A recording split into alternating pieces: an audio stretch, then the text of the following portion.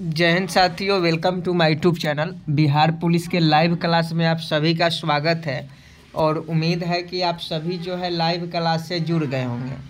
आप सभी जानते हैं कि बिहार पुलिस का एग्ज़ाम बहुत जल्द होने वाला है और इसकी तैयारी ज़ोरों शोरों से है।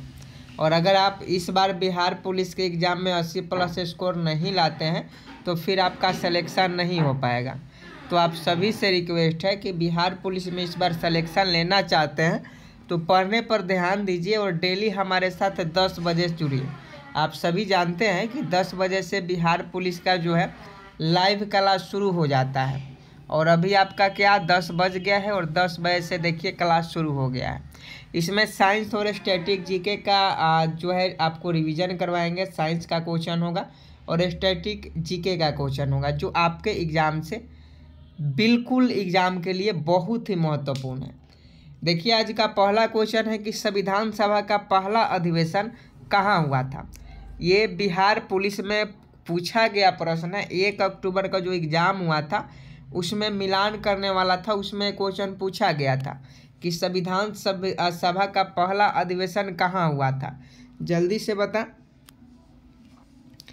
संविधान सभा का पहला अधिवेशन कहाँ हुआ था। तो देखिए संविधान सभा पूछा जा रहा है तो संविधान सभा का पहला अधिवेशन दिल्ली में हुआ था। याद रखिएगा, क्वेश्चन बहुत महत्वपूर्ण है। संविधान सभा का पहला अधिवेशन कहाँ हुआ था तो दिल्ली में हुआ था। भारत की राजधानी दिल्ली है और दिल्ली में ही संविधान सभा का पहला अधिवेशन हुआ था।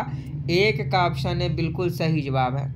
अगला क्वेश्चन 2 नंबर देखिए, पाप से डरो पापी से नहीं। पाप से डरो पापी से नहीं, यह कथन किसकी है। जल्दी से 2 नंबर प्रश्न का सही जवाब बताएं। पाप से डरो पापी से नहीं, यह कथन किसकी है। 2 का सही जवाब बताएं। I am waiting for your answer.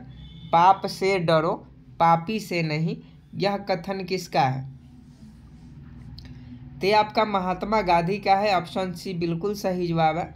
पाप से डरो पापी से नहीं, यह कथन किसका है, महात्मा गांधी का है।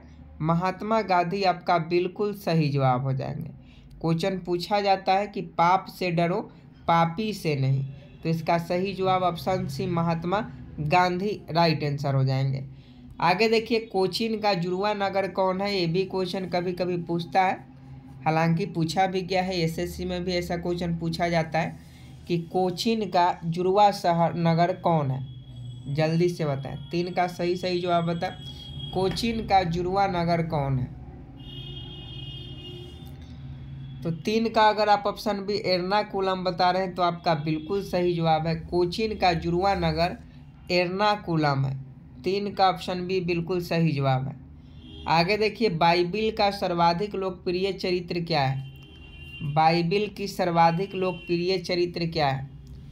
तो ये आपका सैमसन है। सैमसन आपका बिल्कुल सही जवाब है। बाइबिल का सर्वाधिक लोकप्रिय चरित्र क्या होता है, सैमसन होता है। सैमसन शायद ऐसा कुछ रहता है, आप पता नहीं, इसको क्रॉस शायद बोलते हैं, और एक और रहता है उसे सैमसन बोला जाता है। तो बाइबिल का सर्वाधिक लोकप्रिय चरित्र कौन सा है, सैमसन है। तो ऑप्शन डी बिल्कुल सही जवाब हो जाएगा। आगे देखिए, पैगंबर साहब का उपदेश किसमें है। 5 का सही जवाब बताएं कि पैगंबर साहब का उपदेश किसमें है। 5 का सही जवाब बताएं। I am waiting for your answer. पैगंबर साहब का उपदेश किसमें है। तो हदीस में है। हदीस आपका बिल्कुल सही जवाब हो जाएगा। पैगंबर साहब का उपदेश जो है हदीस में है। 5 का ऑप्शन है बिल्कुल सही जवाब हो जाएगा। आगे देखिए, पवित्र पुस्तक हदीस किस भाषा में लिखी गई है। तो ये हदीस जो पुस्तक है आप सभी जानते हैं ये अरबी भाषा में लिखी गई है। पवित्र पुस्तक हदीस किस भाषा में लिखी गई है, अरबी भाषा में लिखी गई है। और पैगंबर साहब का जो उपदेश है वो हदीस में ही है और हदीस जो है वो आपका अरबी भाषा में लिखी गई है। 7 नंबर क्वेश्चन बहुत इंपॉर्टेंट है, आप लोग फटाफट सही जवाब बताइएगा कि जैन धर्म में मानव का अंतिम लक्ष्य क्या होता है। 7 का सही जवाब बताएं। I am waiting for your answer. Jain धर्म में मानव का अंतिम लक्ष्य क्या होता है। तो निर्वाण होता है। जैन धर्म में मानव का अंतिम लक्ष्य जो होता है निर्वाण होता है। ऑप्शन सी बिल्कुल सही जवाब है। क्वेश्चन पूछा जाता है कि जैन धर्म में मानव का अंतिम लक्ष्य क्या होता है, तो निर्वाण होता है। ऑप्शन सी बिल्कुल सही जवाब है। आगे देखिए 8 नंबर के स्वर्ण मंदिर के गुंबज को सोने से किसने सुशोभित करवाया था। 8 का सही जवाब बता। स्वर्ण मंदिर के गुंबज को सोने से किसने सुशोभित करवाया था, तो इसका सही जवाब महाराजा रंजीत सिंह। महाराजा रंजीत सिंह ने स्वर्ण मंदिर के गुंबज को सोने से सुशोभित करवाया था। 8 का ऑप्शन सी बिल्कुल सही जवाब है। आगे देखिए बौद्ध धर्मावलंबियों के पूजा स्थल को क्या कहा जाता है। 9 का सही जवाब बताएं। बौद्ध धर्मावलंबियों के पूजा स्थल को क्या कहा जाता है, तो ये चैत्य कहा जाता है। याद रखिएगा चैत्य आपका बिल्कुल सही जवाब है। बौद्ध धर्मावलंबियों के पूजा स्थल को चैत्य कहा जाता है। 9 का ऑप्शन है चैत्य आपका बिल्कुल सही जवाब है। अगला क्वेश्चन है भगवान कृष्ण के गुरु कौन थे। फटाफट सही जवाब बताएं। 10 नंबर भगवान कृष्ण के गुरु कौन थे। 10 का सही जवाब बता। भगवान कृष्ण के गुरु कौन थे, तो भगवान कृष्ण के जो गुरु थे वो आपका ऋषि संदीपन थे। ऋषि संदीपन जो थे भगवान कृष्ण के गुरु थे। आगे देखिए नंदिनी गाय किसके पास थी। 11 का सही जवाब बता। नंदिनी गाय किसके पास थी, तो ऋषि वशिष्ठ के पास। सभी लोग जानते हैं नंदिनी जो गाय थी वह ऋषि वशिष्ठ के पास थी। 11 का ऑप्शन डी बिल्कुल सही जवाब है। आगे देखिए विश्व प्रवासी पक्षी दिवस। विश्व प्रवासी पक्षी दिवस कब मनाया जाता है। विश्व प्रवासी पक्षी दिवस कब मनाया जाता है। 12 का सही जवाब बताएं। I am waiting for your answer. विश्व प्रवासी पक्षी दिवस कब मनाया जाता है, तो ये आपका 8 मई को मनाया जाता है। याद रखिएगा 8 मई को विश्व प्रवासी पक्षी दिवस मनाया जाता है। तो 12 का ऑप्शन सी 8 मई आपका बिल्कुल सही जवाब हो जाएगा। आगे देखिए गरुड़ पक्षी किस देश का राष्ट्रीय प्रतीक है। 13 का सही जवाब बताए। गरुड़ पक्षी किस देश का राष्ट्रीय प्रतीक है, तो सही जवाब स्पेन हो जाएगा। गरुड़ पक्षी किस देश का राष्ट्रीय प्रतीक है, तो स्पेन का राष्ट्रीय प्रतीक है। स्पेन आपका बिल्कुल सही जवाब हो जाएगा 13 का। अगला क्वेश्चन देखिए 14 नंबर और फटाफट सही जवाब बताएं। बर्ड मैन ऑफ इंडिया के नाम से कौन सा प्रसिद्ध है, जल्दी से बताएं। 14 का फटाफट सही जवाब बताएं। I am waiting for your answer कि बर्ड मैन ऑफ इंडिया के नाम से कौन सा प्रसिद्ध है, तो doctor Salim Ali. Bird man of India के नाम से कौन प्रसिद्ध है, डॉक्टर सलीम अली प्रसिद्ध है। 14 का ऑप्शन बी बिल्कुल सही जवाब है। अगला क्वेश्चन देखिए पक्षियों का महाद्वीप किसे कहा जाता है। 15 का सही जवाब बताएं। पक्षियों का महाद्वीप किसे कहा जाता है, तो पक्षियों का महाद्वीप दक्षिण अमेरिका को कहा जाता है। क्वेश्चन पूछा जाता है पक्षियों का महाद्वीप किसे कहा जाता है, दक्षिण अमेरिका को कहा जाता है। 15 का ऑप्शन बी बिल्कुल सही जवाब है। अगला क्वेश्चन देखिए भारत का सबसे बड़ा चिड़ियाघर कौन सा है। सभी लोग जानते हैं कि भारत का सबसे बड़ा चिड़ियाघर कहाँ है, तो ये कोलकाता में। पटना में संजय गांधी जैविक उद्यान है। पटना का चिड़ियाघर आपने देखा ही होगा, और भारत का सबसे बड़ा चिड़ियाघर जो है कोलकाता में। आगे देखिए विश्व का सबसे बड़ा चिड़ियाघर कौन सा है। भारत का पूछे तो कोलकाता हो जाएगा, लेकिन विश्व का पूछे तो क्या होगा, तो ये आपका क्रूजर पार्क हो जाएगा। विश्व का सबसे बड़ा चिड़ियाघर क्रूजर पार्क है। अगला क्वेश्चन देखिए गजलों का जनक किसे कहा जाता है। 18 का सही जवाब बता।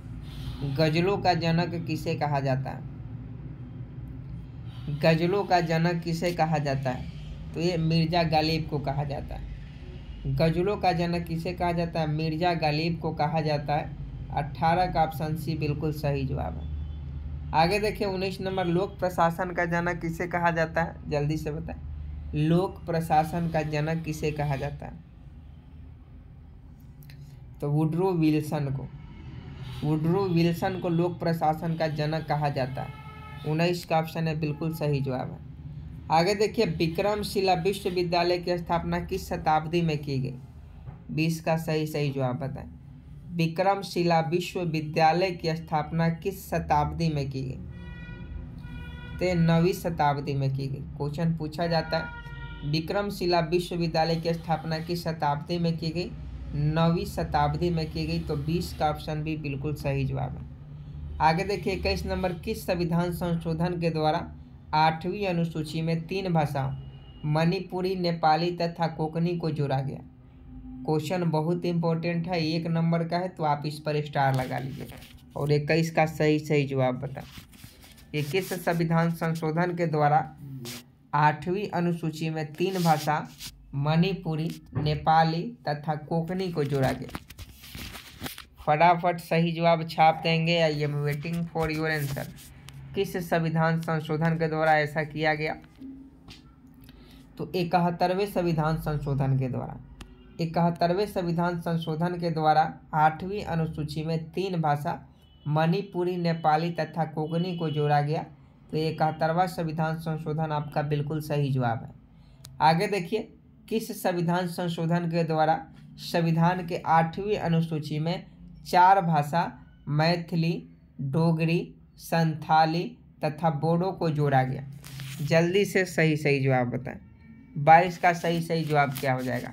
तो 71वें संविधान संशोधन में आपको नेपाली हो गया, मणिपुरी हो गया और कोंकणी भाषा को जोड़ा गया 71वें संविधान संशोधन के द्वारा, और मैथिली, डोगरी और संथाली तथा बोडो को 92वें संविधान संशोधन के तहत जोड़ा गया। 92वें संविधान संशोधन आपका बिल्कुल सही जवाब हो जाएगा। आगे देखिए, किस अनुच्छेद के तहत राष्ट्रपति को राजभाषा आयोग गठन करने का अधिकार है? जल्दी से बताएं। 23 का किस अनुच्छेद के तहत राष्ट्रपति को राजभाषा आयोग गठन करने का अधिकार है? इसका सही जवाब ऑप्शन है आर्टिकल 344 हो जाएगा। अनुच्छेद 344 आपका बिल्कुल सही जवाब है। आगे देखिए, विश्व का सबसे प्राचीन ज्ञात लिखित भाषा कौन है? 24 का सही जवाब बताएं। I am waiting for your answer. जल्दी से बताएं कि विश्व का सबसे प्राचीन ज्ञात लिखित भाषा कौन है? तो ये सुमेरियन है। सुमेरियन आपका बिल्कुल सही जवाब हो जाएगा। आगे देखिए, देश का प्रथम हिंदी भाषा साक्षर जिला कौन सा है? देश का प्रथम हिंदी भाषी साक्षर जिला कौन सा है? तो नरसिंहपुर है।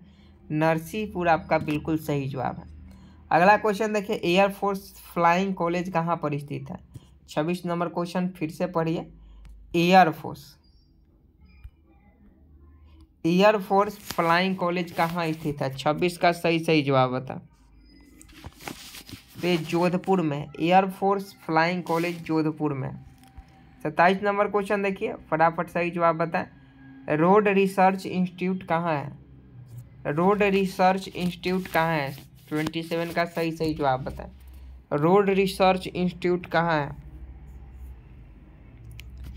तो नई दिल्ली में है। आप सभी जानते हैं रोड रिसर्च इंस्टीट्यूट जो है नई दिल्ली में। आगे देखिए, फिल्म सलाहकार बोर्ड की स्थापना किस वर्ष की गई थी? फिल्म सलाहकार बोर्ड की स्थापना किस वर्ष की गई थी? तो आप सभी जानते हैं इसकी स्थापना 1961 में की गई थी। आगे देखिए, फिल्म प्रभाग की स्थापना कब हुई थी? तो ये 1948 में हुई थी। आगे देखिए, फिल्म फेयर पुरस्कार की शुरुआत किस वर्ष की गई? ये इंपॉर्टेंट क्वेश्चन है, याद रखना होगा आपको। तो इसकी जो शुरुआत है 1953 में की गई। फिल्म फेयर पुरस्कार की शुरुआत 1953 में की गई।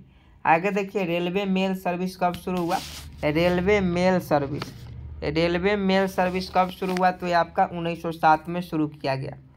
आगे देखिए, महात्मा गांधी के सचिव कौन थे? क्वेश्चन इंपॉर्टेंट है, फटाफट बताएं।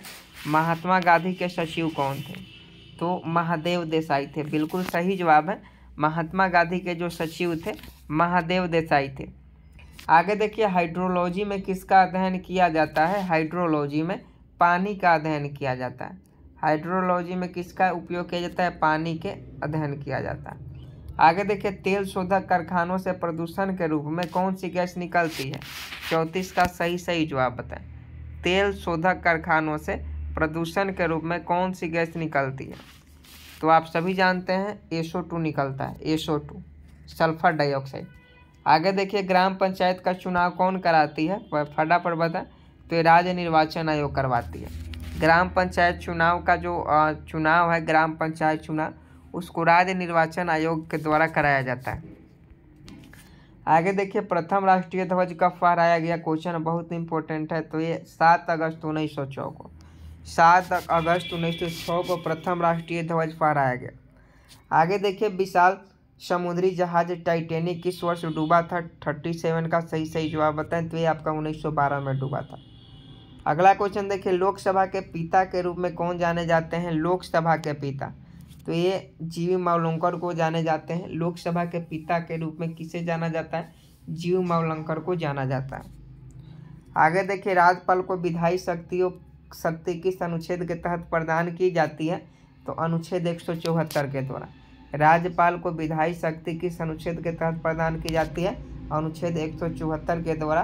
तो आज के लिए 39 क्वेश्चन है, 39 में से आपका कितना सही हुआ आप कमेंट बॉक्स में ज़रूर बताएं। और उम्मीद करता हूँ आज का क्लास आपको अच्छा लगा होगा। तो वीडियो को लाइक कर चैनल को सब्सक्राइब करें। मिलते हैं नेक्स्ट वीडियो में, तब तक के लिए जय हिंद जय भारत।